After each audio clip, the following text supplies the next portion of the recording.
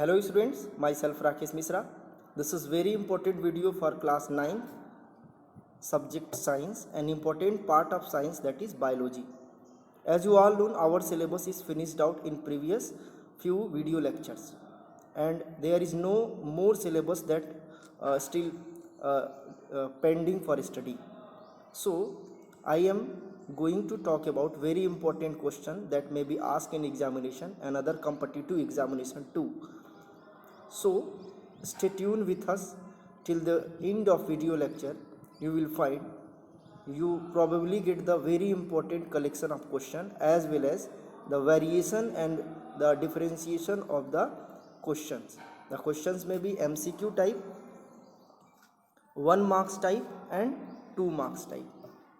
So be silent and watch the video carefully, and I hope you have the copy pen in order to record the important conclusion that made for the particular questions regarding this video lecture.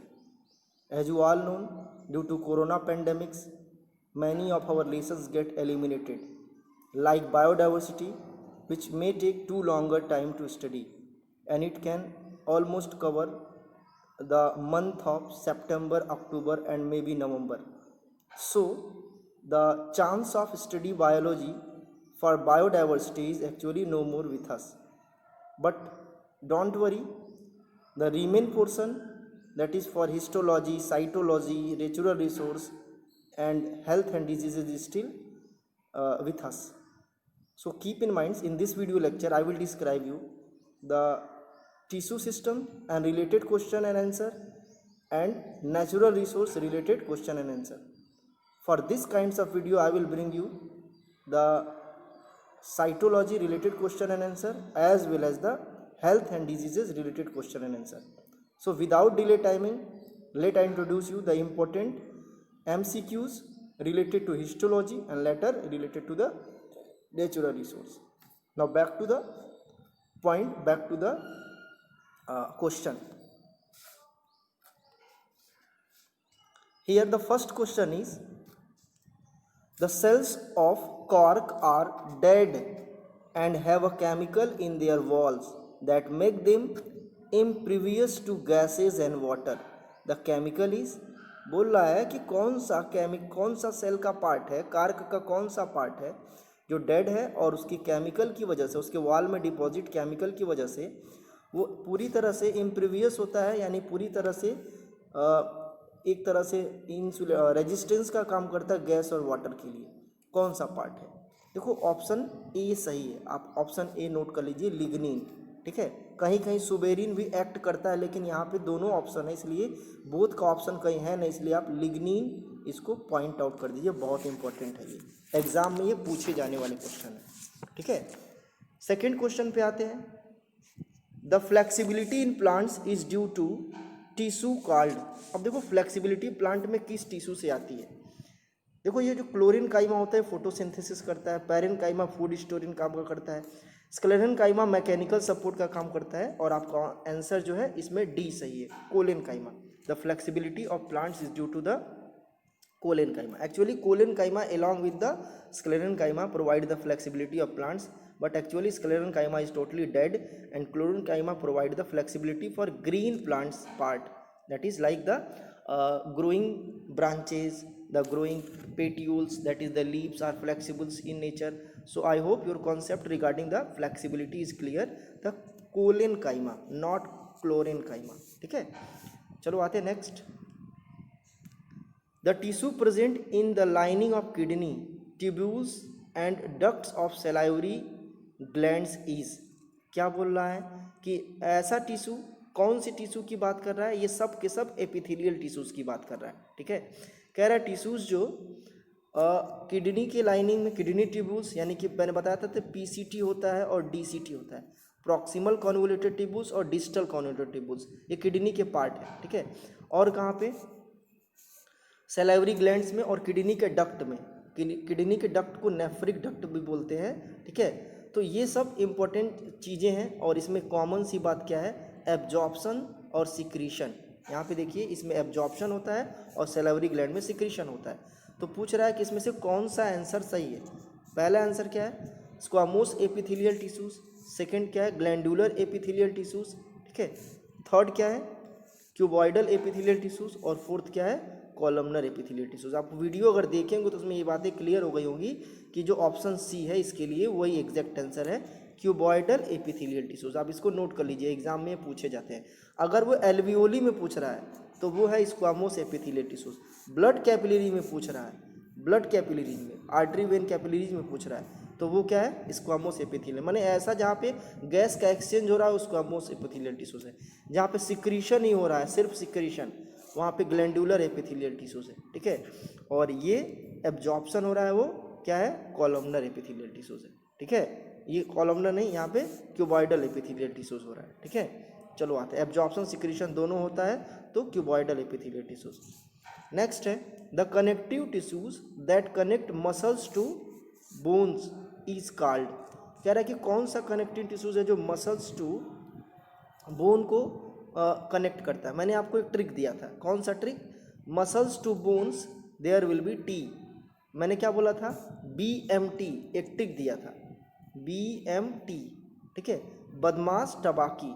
मैंने आपको बहुत अच्छा सा trick दिया था जिसमें आप इसका यूज करके बड़े आसानी से पता कर लेंगे कि कौन सा टिश्यू कनेक्ट होता है जो बोन और मसल को कनेक्ट करता है, ठीक है। तो कौन सा है, टेंडन।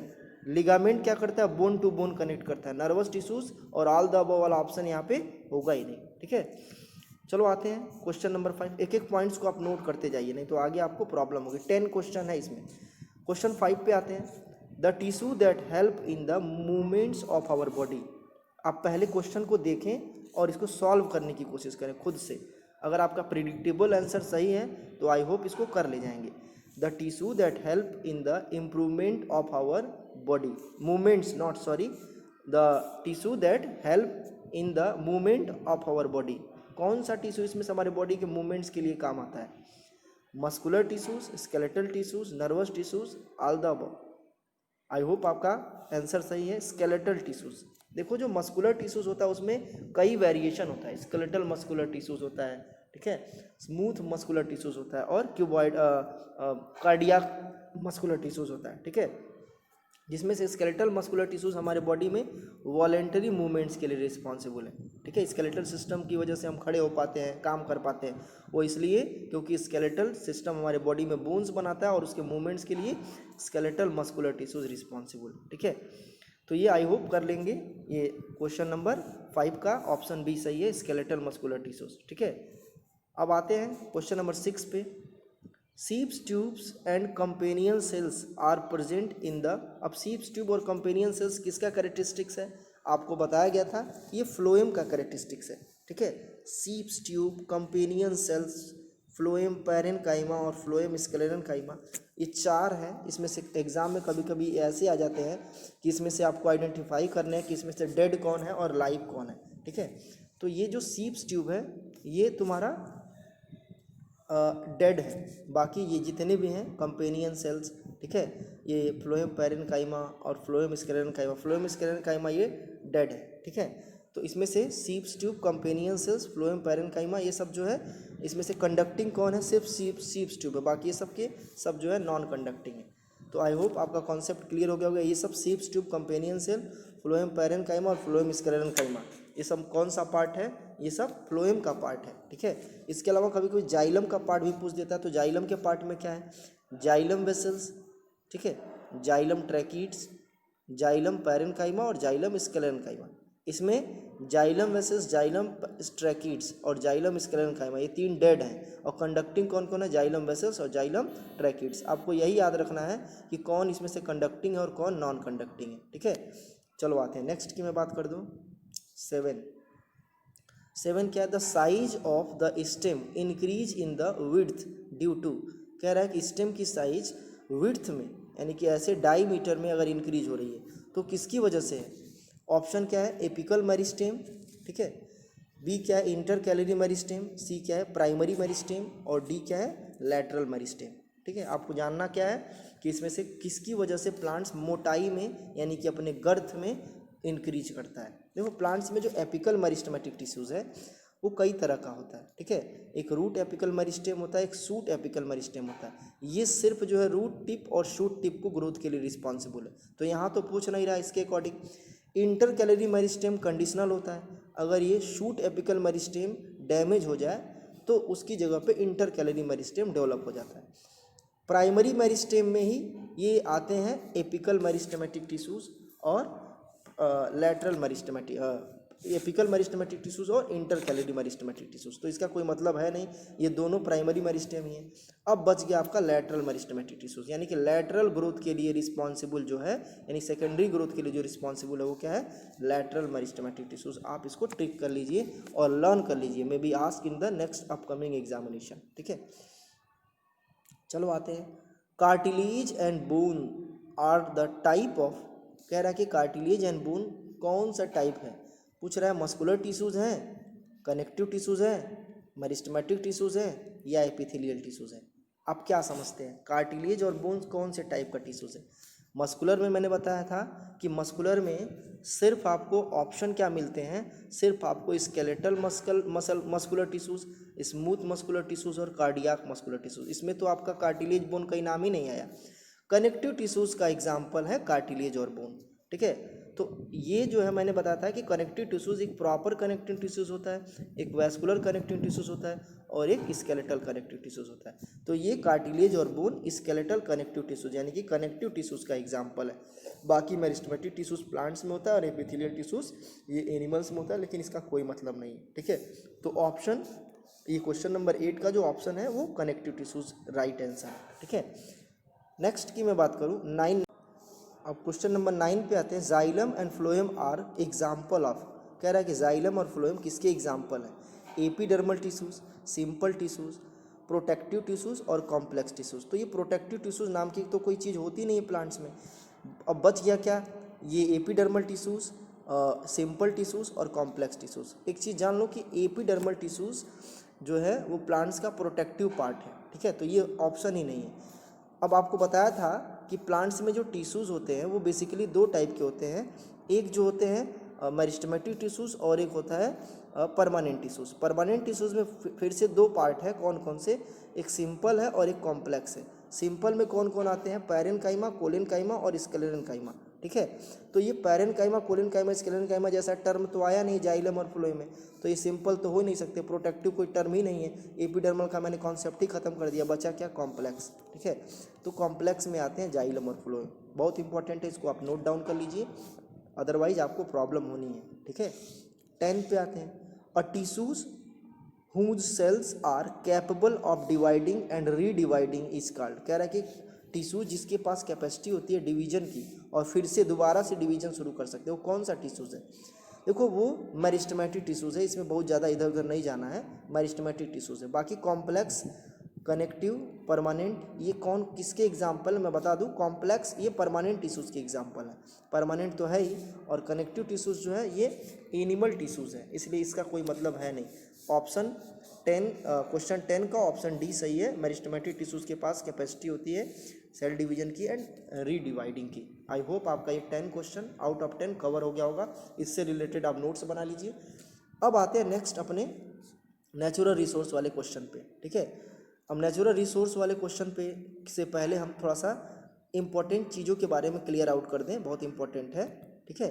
आपको जानना क्या है, आपको जो इंपॉर्टेंट चीज़ें जाननी है वो यही जानना है कि इससे 1 मार्क्स के क्वेश्चन कितने बनते हैं, ठीक है। इससे 1 मार्क्स के क्वेश्चन कितने बनते हैं उस पर फोकस आउट कर दें। Give 4 different between bones and cartilage. देखो बोन्स जो होते हैं वो सॉलिड होते हैं, ये क्या होते हैं, ये जो है फ्लेक्सिबल होते हैं, ठीक है। इसके अलावा बोन्स जो है ये प्लीएबल नहीं होते हैं, और ये क्या होते हैं, थोड़े से प्लीएबल होते हैं, हल्का सा उसको दबा सकते हैं, ठीक है। बोन्स जो है ऑस्टियोसाइट से मिलके बने होते हैं और ये कार्टिलेज जो है कॉन्ड्रोसाइट से मिलके बने होते हैं। इसमें हैवर्सियन सिस्टम होता है, इसमें हैवर्सियन सिस्टम नहीं होता है।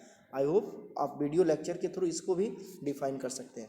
Give the function of cartilage. अब कार्टिलेज का फंक्शन क्या काम करता है, it provide the flexibility to bones and form the important parts of our body like the hyaline cartilage of nose and also ear pinna.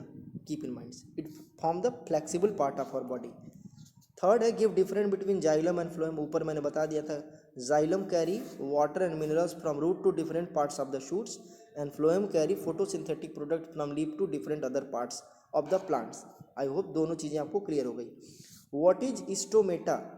In previous video lecture I have described you over the epidermal cells. There are so many bean seed shape structures are held that form the stomata, and these bean seed shape structure is known as guard cells, and stomata help to exchange the gases from the aerial parts of plants. ठीक है, अब आते हैं next. Why does epidermal tissues have no intercellular space.